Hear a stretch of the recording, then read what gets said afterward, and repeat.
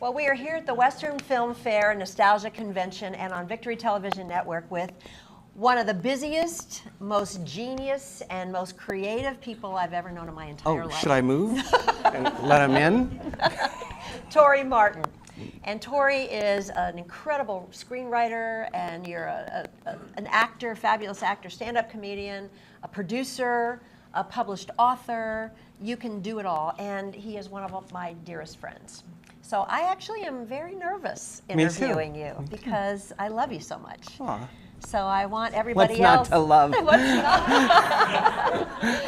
So I want everybody to get to know the Torry that I love so much. He's just an amazing man. We met 7 years ago at a media. That's right, at the Gideon Film Festival. Yes, we did, and been great friends ever since.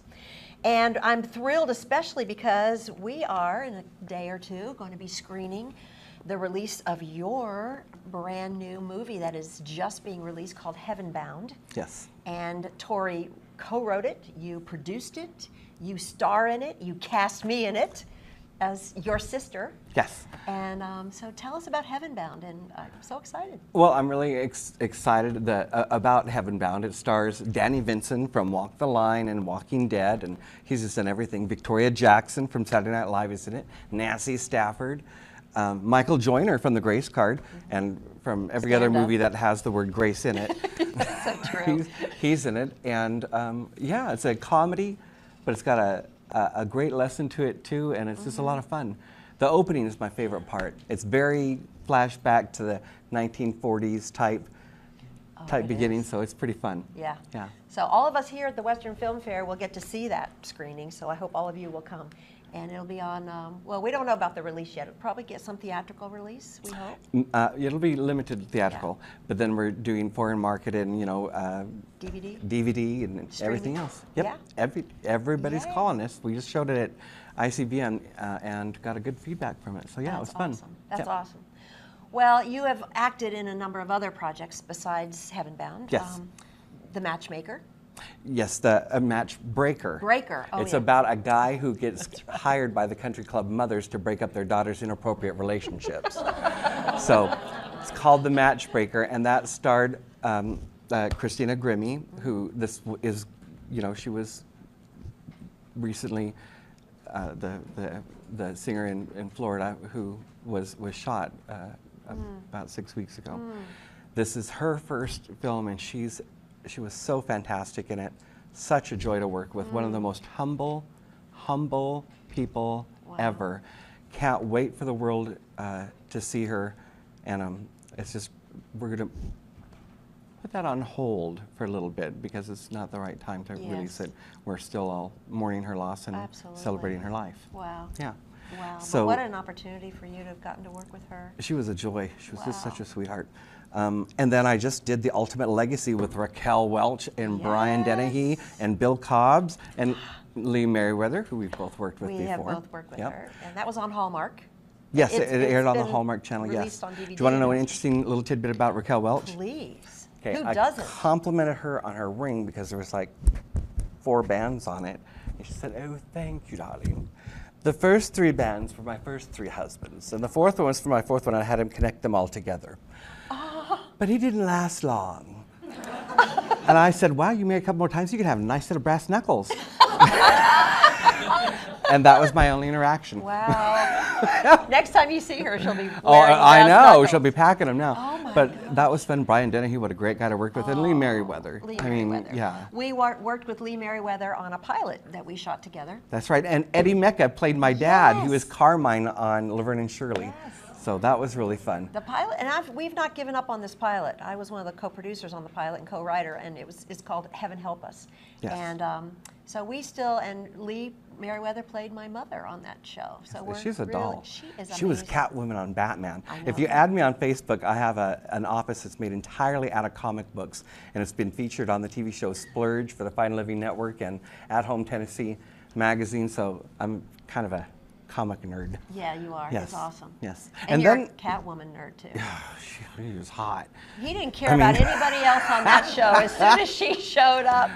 Well, Yvonne, what was Yvonne's name who played Batgirl? Yvonne, I want to say. Not DeCarlo. Yvonne DeCarlo. Yeah. Oh my goodness, man, I had a huge crush. When I was growing up, my crush was on Yvonne. I always want to say Donna. Yvonne. Craig. That sounds right. Yvonne Craig. Yvonne Craig. Yeah, I had a huge crush on her, and then I also had a crush on Nellie Olson from Little House on the Prairie. Oh, because you I kind knew, of ran the gamut, didn't you? those were my two choices because I knew I was always a fat kid. I was like, I'm never going to get Laura or Mary, but Nellie, I could probably get Nellie. And then Mary went blind, and I'm like, I'm in. But those were my two crushes growing up. So funny. So, okay, let's just go right there with growing up. Did you always want to be an actor and a writer? What was? I did. Writing is a complete accident. I graduated high school with a D average. I mean, I had to take one night class to make up so I could graduate. My mom was like, my kid is going to graduate high school. I'm going. She took me to the Olympic College to take the night class with me. And a class that I flunked that I had to make up was psychology. The one class you don't want to take with your mama? No. Oh my God. Is psychology. Oh my God. I kept going, it's your fault.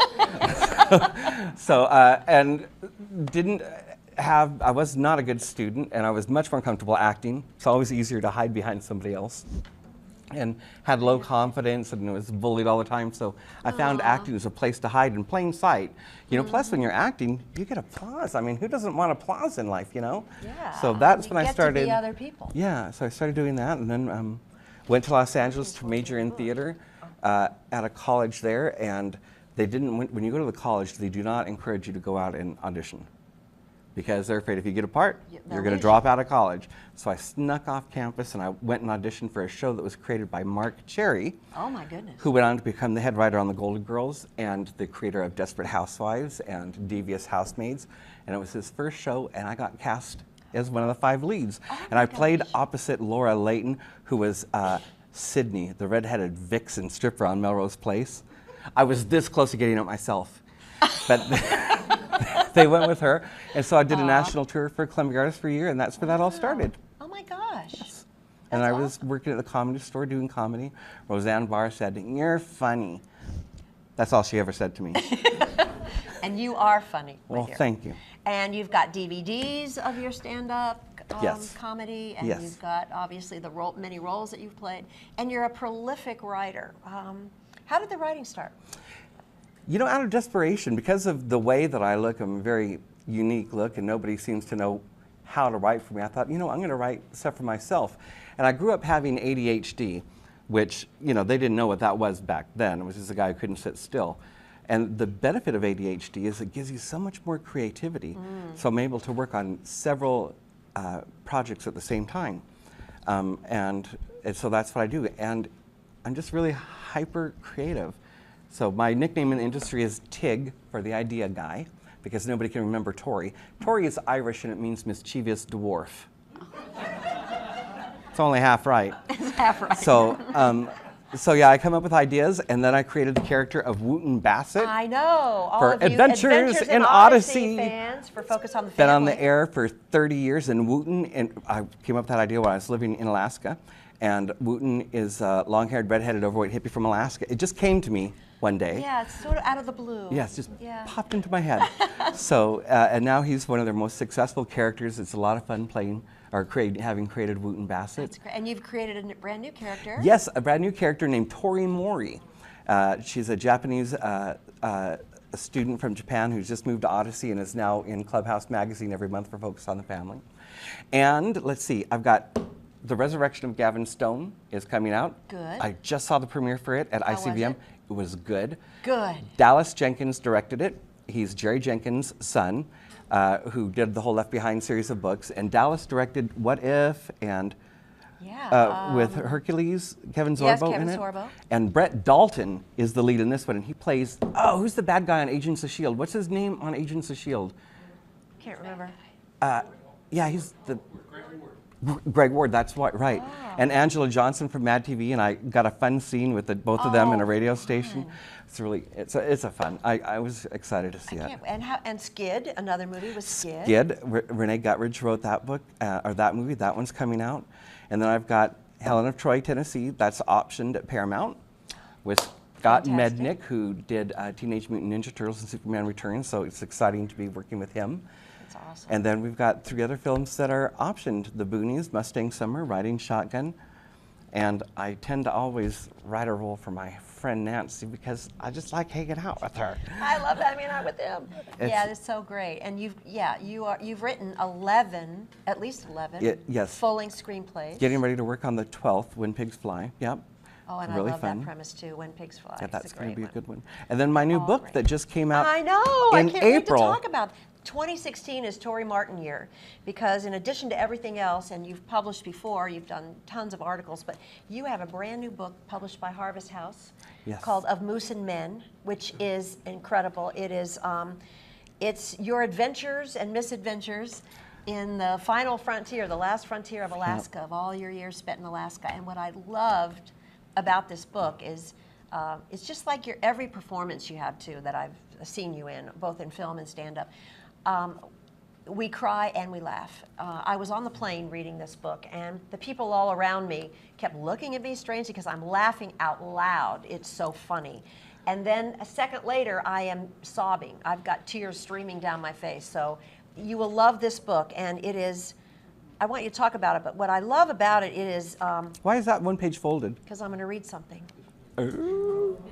I'm going to read from your book in a moment. Okay. But what I love is that you tell these incredible stories, and then you always circle back around at the end with a life application. Yeah, yeah. That has both a spiritual and a poignant nugget of truth to it. And it's true. So tell me how did it come about that you just decided to put all these great experiences? You know, people just kept asking me to. They just kept asking me to, and when I was permanent at the Comedy Store and working in Los Angeles and stuff, I started developing a drug problem, and I needed to get away. My parents are gold miners, so being at this conference is amazing to me. I'm learning so much.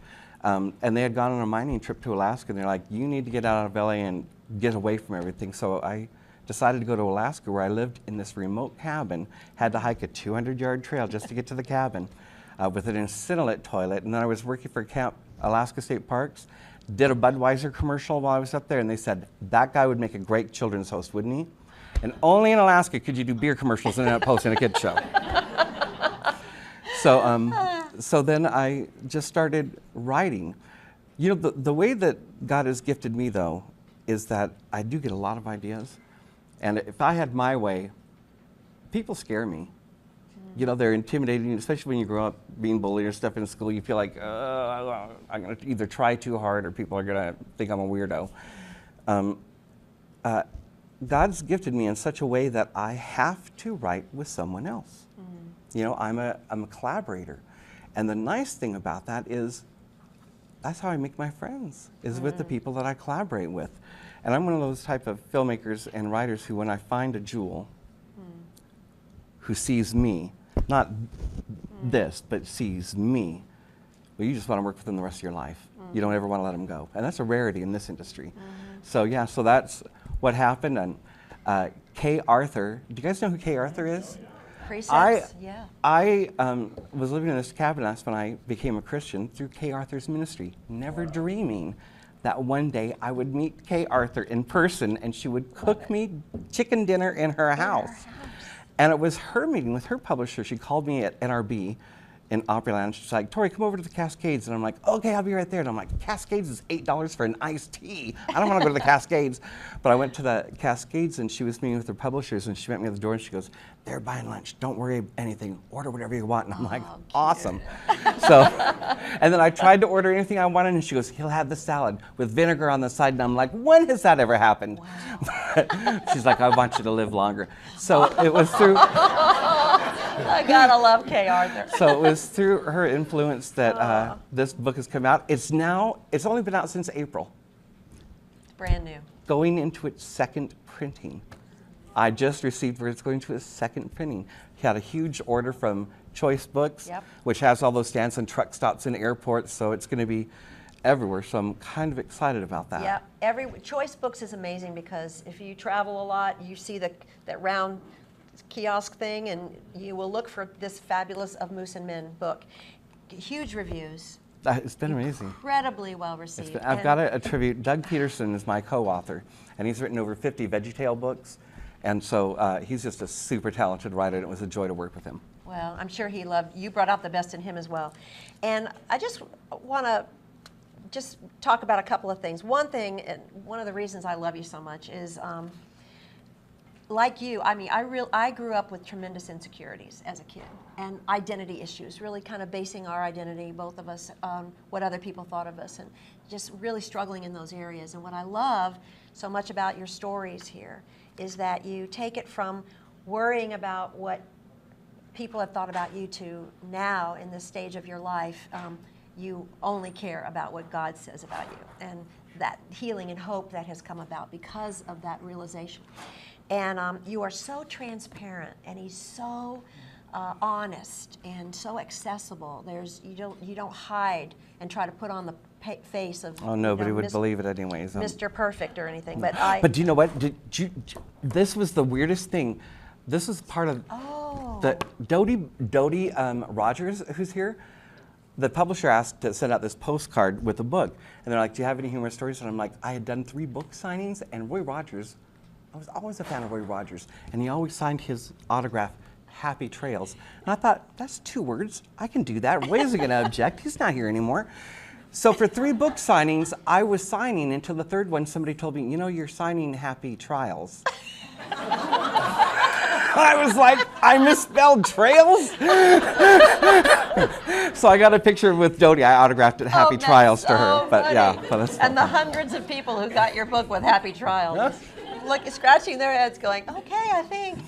But fabulous stories, and if we have time in a minute, maybe you can share one of them, but I don't know. No, that might be too long. Probably too long. Yeah. But I want to just read you a little something here that Torry has written in his book. This is, this goes back to this issue of knowing what God thinks of us and how valuable we are. So God is more happy to use people whom others consider rubbish. He renews and redeems, I'm going to cry, and repurposes people in the same way we repurpose the things we found for our cabin, he writes. I discovered that God could use even me, a D+ student with ADHD and OCD. That's a lot of Ds. Evidently, if there's a D in a condition, it was mine. To top it off, I was not popular, not athletic, and always offbeat. It's as if God went dumpster diving one morning, and when he looked into a trash bin, he shouted in delight, "Oh, looky here, it's a Torry. Do you want to come out of this bin?" And, "Oh yeah, you betcha," I answered, and he lifted me up. How could I not trust a God like that? In Alaska, I've seen his hand at work in so many ways and through so many people. And your ability to just invite us into the depth of your life is transformative for the reader. Well, thank you so so I much. want to thank you for that. And one other little thing I want to say is a little bit later in the book, in the chapter called "The Hippie for the Holy One," he's saying that he was watching a televangelist on TV one day, and it was like a splash of water got thrown in your face, and it was as if the televangelist said, "Exercising our gifts is a matter of obedience." He said, "Failure to exercise your gifts can adversely affect the body of Christ and the very glory of God." That woke me up, he writes. Evidently, ignoring my gifts was not an option. We are all called by God, and we don't have to wait for his audible voice before we get up and use our gifts. As Paul writes to the Romans, we have different gifts according to the grace given to each of us. And my friend, you have many great, incredible gifts, and you are sharing them, and you are also helping others share their gifts. You're an amazing teacher. You teach at media conferences, you teach writing, you're a connector of people, you're a lover of people, and you are a generous man. And thank you. You find great delight, and I'm sure that must be incredibly nourishing for you to be able to put people together. It is. I love connecting my actor friends and writer friends and producer friends to projects. I take a lot of the same cast, a lot of the same crew from one project to another because they're my family. Yeah. You know, I'm one of those weird people. I believe I've been called to be single and to write and to act full time. And the only thing I'm really good at besides that is being a friend. You are great at that. And I like that. You are great. And the other thing is, I've got to tell you, I've met some really wonderful people here. And I get a little social awkward, a little, because I don't know how to keep this conversation going. That's the hardest part. But God has a purpose for each person in this room, even now. It hasn't stopped. There's still a lot more to go. And I was one of those people who thought, what happened there, that part, was one Christian artist went to compete. My church took a collection to send me to compete. One Christian artist, I'm suddenly on the stage with Michael W. Smith and Amy Grant getting introduced by Point of Grace, overwhelmed that I had written this monologue, and then went back to my cabin because I thought, and most people that launches their career, I thought it was a mistake. I mean, I knew that I was talented as an actor, but I didn't think God could use me because I have a highly questionable past. I'm a professional sinner. I've got references. I was good. And so I believed that God loved me, but I didn't believe God could use me. And I think that's where some of you guys are too. You know that God's created you for a reason and He loves you, but you're not sure that He wants to use you. And I am living proof to tell you, yes, He does. He wants to use you. And the people I look for, what I love about you too, Nancy, is there's some people in this industry who only are looking for the person who can help them up the next rung. That's who. Have you ever talked to somebody where, as you're talking to them, they're looking over your shoulder to see who's more important that they're going to talk to next? Yeah. You are one of the few people I know who does not have that. You see who you're talking to, and that's what drew me to you, because I knew when I was in your presence, I was seen. And the thing that we share in common is we don't look for the rung. My thing is the person in the back of the room, the person who's sitting by themselves, that's the person I believe I'm supposed to talk to. Yeah. So that's where I go. And every time God does something miraculous out of that. And, I'll tell you even right now, I remember our first conversation, Nancy. I couldn't believe that Nancy Stafford was talking to me. You know what I mean? I'm incredibly attractive, so maybe.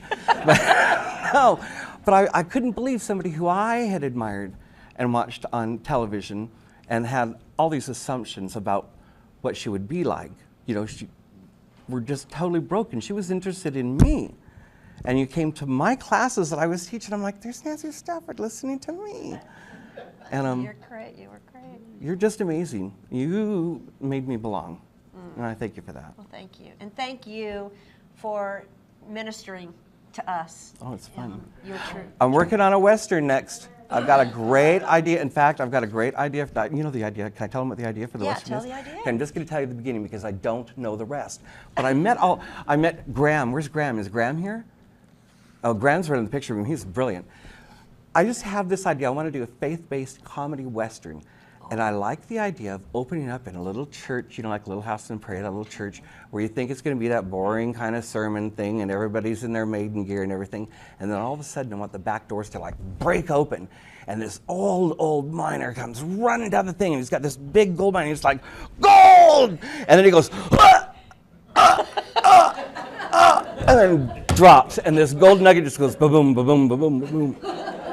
And nobody knows where the gold came from or where the claim is or whatever it is. And all the people in the church look at him, and then they're like, whoo, we're out. We're gonna go. Nobody even stops to help them. They're out looking for gold. But I want to do it, so I need to find out who are those archetypes of characters, like the schoolmarm, and then there'll be, the sidekick. I want to play the sidekick, or I want to play a different miner.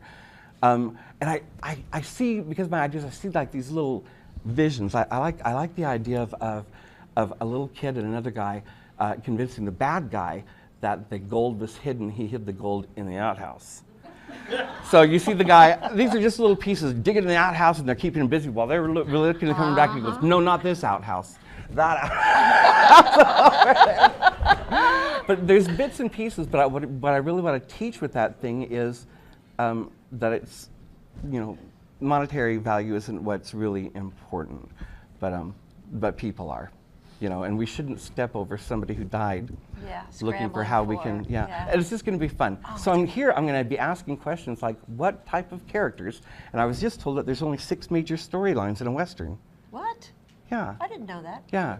Bob, or Graham told me that. So thanks for having me. Thank I've got a lot. We love I'm you. looking forward to doing here. Looking for your next projects, and of Moose and Men, congratulations. And yes. We love you, Torry. And I've got a sequel coming out. I just did a movie in South Africa, and the next sequel is The Call of the Mild. Wow. Responding to the lion's roar. When you think you're nothing, what happens when you say yes? Wow. So thank you. I love you. I love you. We love you, Torry Martin.